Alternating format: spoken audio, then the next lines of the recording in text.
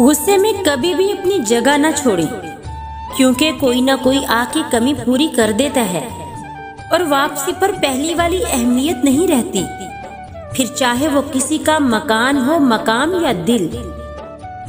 इखलाक का दरिया मनाफकत की कश्ती में बैठकर कभी पार नहीं किया जा सकता, गहराई कितनी ही कम क्यों न हो, आखिर कम ज़र्फ डूब ही जाता है।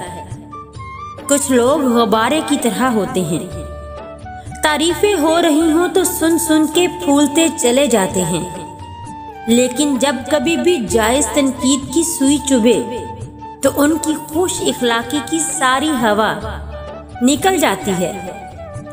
कमाल होते हैं वो लोग जो आपकी आवाज़ से आपकी खुशी और दुख का अंदाज़ा लगा लेते हैं।